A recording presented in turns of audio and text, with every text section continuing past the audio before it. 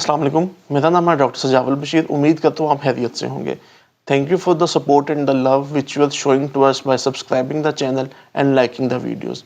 ये video history taking की continuation video है और ऑब्जेक्टिव डाटा की सेकंड वीडियो है। इस वीडियो की एक इम्पॉर्टेंस इस तरह से भी है कि इसमें हम रेफरल ऑफ द पेशेंट्स की बात करेंगे। इस वीडियो में हम सारे सिस्टम्स को रिव्यू करेंगे और उनके साइन एंड सिम्टम्स को कंपेयर करेंगे उस पेशेंट के साथ जो कि एक फिजियोथेरेपी के पेशेंट में भी होते हैं। सिस्टम्स जो हम इसमें रिव्यू करेंगे वो होगा न्यूरोलॉजी का, मस्कुलोस्केलेटल का, रेस्पिरेशन का, गैस्ट्रोइंटेस्टाइनल, जेनिटो यूरिनरी और जनरलाइज्ड। हम एक दफ़ा सारे जो सिस्टम्स हैं उनको दोबारा से रिव्यू करेंगे। सबसे पहले अगर बात की जाए तो जनरलाइज्ड की हम बात करते हैं। अगर फॉर एग्जांपल कोई ऐसा पेशेंट है जिसका सडन वेट लॉस हो रहा है या किसी को लॉस ऑफ एपिटाइट है, फॉर एग्जांपल कोई ऐसा पेशेंट है जिसको नाइट स्वेटिंग का बहुत ज़्यादा इशू आ रहा है, फीवर है, इस तरह के जो इश्यूज़ हैं, या फॉर एग्जांपल एक ऐसा पेशेंट है जो बगैर किसी एफर्ट किए जिसका वेट बहुत जल्दी से गिरा है, तो वो एक रेड फ्लैग साइन भी कंसिडर किया जाता है जिसके लिए हमें पेशेंट को रेफ़र करना है टूवर्ड्स द मेडिसिन। उसके बाद अगर हम सीवीएस की बात करें, कार्डियोवैस्कुलर सिस्टम की बात करें, तो अक्सर होता है कि पेशेंट्स को पीडल एडिमा की कंप्लेंट होती है। हम जब उसको असेस करते हैं, पेशेंट को पेल्पिटेशंस की फीलिंग आती है, पेशेंट को चेस्ट पेन आती है। समटाइम्स क्या होता है कि हम चेस्ट पेन को मस्कुलर पेन के साथ कंपेयर करते हैं या उसको हम रिलेट करते हैं, लेकिन अगर हम उसकी एक प्रॉपर ईसीजी करवा लें और उसके अलावा हम कार्डियक असेसमेंट करवा लें तो हम उसके बाद ये डायग्नोस कर सकते हैं या कंक्लूड कर सकते हैं कि जो चेस्ट पेन है आइदर वो मस्कुलर है कि वो रिलेटेड टू कार्डियक है। इसके लिए हमें पेशेंट को एक दफ़ा कार्डियक मॉनिटरिंग के लिए रेफ़र करना चाहिए। समटाइम्स हमारे पास पेशेंट्स आते हैं जो कि ब्रेथलेसनेस की इशू के साथ आते हैं। उसके अलावा कुछ पेशेंट्स हमारे पास आते हैं जिनको डिजीनेस या सिनकपी का इशू होता है।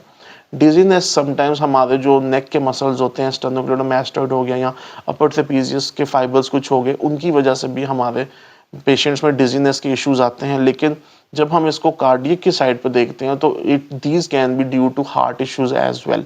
तो इस ऐसे पेशेंट्स को भी हमें समटाइम्स कार्डियक मॉनिटरिंग के लिए रेफर करना पड़ता है।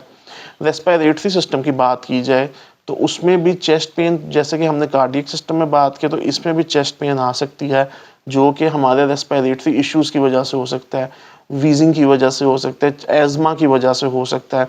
उसके अलावा समटाइम्स क्या होता है, कुछ पेशेंट्स को हेमोप्टिसिस जो कि स्पूटम में ब्लड आने को कहते हैं, उसके भी इश्यूज़ आ सकते हैं, जिसकी वजह से हमें पेशेंट को रेस्पिरेटरी इश्यूज़ के लिए रेफ़र करना पड़ता है। उसके बाद अगर हम गैस्ट्रोइंटेस्टाइनल सिस्टम की बात करें तो उसमें कुछ ऐसे सिम्टम्स और साइंस होते हैं जो कि हमें उसके लिए रेफरल की ज़रूरत होती है। फॉर एग्जांपल पेशेंट हमारे पास आता है हार्ट बर्न के साथ या एसिडिटी के साथ, उसमें हमें पेशेंट को रेफ़र करना होता है। दो चीज़ें एक ऐसी होती हैं जिसमें हमें अक्सर हम फिजियोथेरेपी के साइंस एंड सिम्टम्स के साथ उसको कन्फ्यूज़ करते हैं। एक हमारे राइट शोल्डर की पेन और एक हमारे लेफ्ट शोल्डर की पेन। एक पेन जो है वो हमारे गॉल ब्लैडर से रिलेटेड होती है और एक पेन जो होती है वो हमारे लिवर से रिलेटेड होती है। हम इसको अक्सर कंफ्यूज कर जाते हैं कि ये शोल्डर की किसी पैथोलॉजी की वजह से, मस्कुलोस्केलेटल पैथोलॉजी की वजह से, लेकिन अंडरलाइंग वो हमारे गॉल ब्लैडर और उसके लिवर के इशू की वजह से होती है। ऐसे केसेस में बेहतर है कि हम इसे किसी गैस्ट्रोएंटरोलॉजिस्ट से एक दफ़ा गैस्ट्रोइंटेस्टाइनल सिस्टम की मॉनिटरिंग करवा लें। कुछ इश्यूज ऐसे होते हैं जिसमें हमें देख के ही पता लग जाता है कि patient needs referral. For example jaundice, उसमें पेलनेस ऑफ स्किन और पेलनेस ऑफ द स्क्लेरा, ये चीज़ें काफ़ी ज़्यादा विजिबल होती हैं, तो उसमें हम पेशेंट को फ़ौरन हम रेफ़र कर देते हैं टूवर्ड्स द गैस्ट्रोएंटरोलॉजिस्ट। एक और इशू जिसमें फॉर एग्जांपल पेशेंट को च्यूइंग का इशू आता है या हम अपनी जो मैस्टिकेशन के मसल्स को यूज़ करने में इशू आता है, और उसमें क्या होता है कि हम पेशेंट को हम इमेजिन ये करते हैं या हम ये इस साइड पे लेके जा रहे होते हैं इसको कि ये मे बी टीएमजे की लॉकिंग या टीएमजे के जो मसल्स हैं, टेम्पोरोमैंडिबुलर जॉइंट के जो इश्यूज़ हैं, उससे रिलेट कर रहा है। लेकिन समटाइम्स होता है कि वो डिस्फेजिया या एब्सेंस ऑफ गैग रिफ्लेक्स की तरफ जा रहा होता है। अगर पेशेंट हमें अपनी हिस्ट्री में ये बताता है कि उसको रेक्टल ब्लीडिंग होती है, तो उसमें भी हम पेशेंट को रेफ़र कर देंगे towards gastroenterologist. Genito urinary system की बात की जाए तो इसमें एक बहुत कॉमन जो केस होता है जेनिटो यूरिनरी का, वो होता है यूरिनरी ट्रैक इन्फेक्शन का, यूटीआई का, जिसके सिम्टम्स हमेशा मिमिक करते हैं लाइक फिजियोथेरेपी के सिम्टम्स और साइंस के साथ। बैक एक बहुत बड़ा कंप्लेंट होती है यूटीआई के पेशेंट्स में। जिसको अक्सर हम कंफ्यूज कर देते हैं कि आइदर ये अब ये यूटीआई का इशू है कि ये बैक एक का सिंपल मैकेनिकल या नॉन मैकेनिकल बैक एक का इशू है। लेकिन जब हम उसको स्क्रीन आउट करते हैं यूटीआई के सिम्टम्स और साइंस को, तो उसमें हमें फ़ीवर मिलता है, उसमें हमें बर्निंग इन यूरिन मिलता है। तो जब इस तरह के सिम्टम्स हमारे पास आते हैं या साइंस आते हैं, तो हम इसको पेशेंट को रेफ़र करते हैं टूवर्ड्स द यूरोलॉजिस्ट। क्योंकि अगर फॉर एग्जांपल जब हम अंडरलाइंग पैथोलॉजी को ट्रीट नहीं करेंगे, तो हम बैक को जितना मर्ज़ी ट्रीट करते रहेंगे तो पेशेंट को रिलीफ़ नहीं आएगा। इसी तरह अक्सर क्या होता है कि पेशेंट हमारे पास प्रेजेंट करता है फ्लैंक की पेन के साथ, और फ्लैंक की पेन पेशेंट कहता है मुझे बहुत ज़्यादा पेन है, पेशेंट के मसल्स हम पलपेट करते हैं तो स्टिफ भी हुए होते हैं। हम उसको ट्रीट करते हैं जी कि ये आपकी सिंपल स्टिफनेस है। पेशेंट अगले दिन आता है, पेशेंट फिर कहता है कि जितनी देर फिजियोथेरेपी आपने की उसके 1-2 घंटे तक मैं ठीक रहा, लेकिन उसके बाद दोबारा मुझे मेरे उसी जगह पे उतनी ही पेन आ गई। आप कहते हैं चलो ठीक है हम इसको एक दफ़ा एक सेशन रिपीट करते हैं, लेकिन एट द एंड जब आपको रिलीफ नहीं नज़र आता या पेशेंट को भी रिजल्ट उसके नहीं नज़र आ रहे होते, फिर हम आउट ऑफ द बॉक्स होकर ये सोचते हैं कि may be there might be a case of kidney stones. और किडनी स्टोन्स के जो पेशेंट्स होते हैं उनमें अक्सर ये कंप्लेंट हमें मिलती है। पेशेंट की किडनी में पेन होता है, पेशेंट अपनी किडनी की पेन की वजह से मसल को टाइट कर लेता है, जिसे हम गार्डिंग कहते हैं।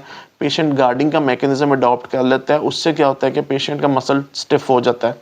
हम बीइंग अ फिजियोथेरेपिस्ट उस मसल को रिलैक्स करते हैं बाय डिफरेंट मैनूवर्स, पेशेंट का मसल रिलैक्स हो जाता है, फ्लैंक पेनलेस हो जाती है। लेकिन जब उसकी किडनी स्टोन्स दोबारा उसको इरिटेट करते हैं, वो साइकिल दोबारा से रिपीट हो जाता है।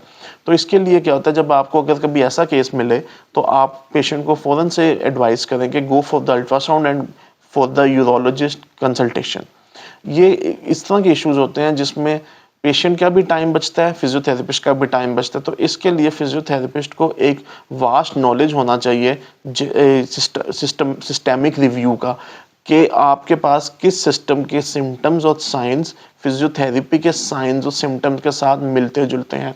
अगर फिजियोथेरेपिस्ट को इस चीज़ का नॉलेज नहीं होगा तो ये पेशेंट के लिए भी नुकसान है और फिजियोथेरेपिस्ट की क्रेडिबिलिटी पे भी शक होता है। आगे अगर हम बात करें तो हम न्यूरोलॉजी के साइंस और सिम्टम्स की बात करेंगे। डिजीनेस, सिनकपी, मैं जैसे आपको पहले भी बता चुका हूँ कि ये अपर ट्रेपीजियस एंड स्टेनोक्लेडोमास्टोइड के मसल्स के साथ समटाइम्स रिलेट करता है।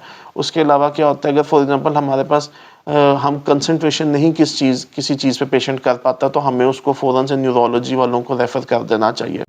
अगर पेशेंट के टेस्ट और स्मेल का कोई इशू है कि पेशेंट को टेस्ट और स्मेल की फीलिंग नहीं आ रही हो, तो हमें उसको न्यूरोलॉजी वालों की तरफ रेफ़र कर देना चाहिए। पेशेंट को परसिस्टेंट हेडेक होती रहे, वो भी न्यूरोलॉजी वालों की डोमेन में आता है। समटाइम्स मस्कुलोस्केलेटल मसल्स की वजह से भी हमारे हेडेक के इश्यूज़ आते हैं, लेकिन उनकी टाइप और जो उनका ऑनसेट होता है वो डिफरेंट होता है।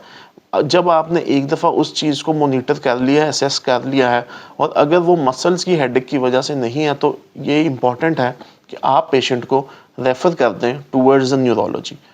ये जो इम्पोर्टेंट सिस्टम्स है ये उनका रिव्यू था कि जो कि आपके रेफरल सिस्टम के लिए बहुत ज़्यादा इम्पोर्टेंट है। पेशेंट के वेलफेयर के लिए और आपके टाइम सेविंग के लिए ये चीज़ बहुत ज़्यादा इम्पोर्टेंट होती है, और इस पे बात करना बहुत ज़रूरी था। इसके बाद अगर हम बात करें, जब आप इन सारी मॉनिटरिंग्स को कर लेंगे और जब पेशेंट हमारे डिफरेंट डिपार्टमेंट से क्लियर हो जाएगा, तो देन वी कैन से कि हाँ पेशेंट को फिजियोथेरेपी के इश्यूज़ हैं। उसके बाद हम पेशेंट के डायग्नोसिस की तरफ आएंगे। डायग्नोसिस हम थ्रू आउट द हिस्ट्री जो हमने सब्जेक्टिव डाटा, ऑब्जेक्टिव डाटा जितना कलेक्ट किया है, उसके अलावा जो हमने सिस्टेमिक रिव्यूज़ किए हैं, सिस्टेमिक रिव्यूज़ के बाद जो हमारे पास इंफॉर्मेशन आती है हम उसको प्रिसाइज़ करते हैं, फ़िल्टर आउट करते हैं, और उसके बाद हम डायग्नोसिस की तरफ आ जाते हैं। डायग्नोसिस फिजियोथेरेपी में वन वर्ड डायग्नोसिस अक्सर कहते हैं कि नहीं होता। वन वर्ड डायग्नोसिस इसलिए नहीं होता क्योंकि मल्टीपल इश्यूज़ इन्वॉल्व होते हैं। समटाइम्स फिजियोथेरेपी में वन सेंटेंस डायग्नोसिस भी हो सकता है, और उसके अलावा 2 to 3 वर्ड्स का डायग्नोसिस भी हो सकता है।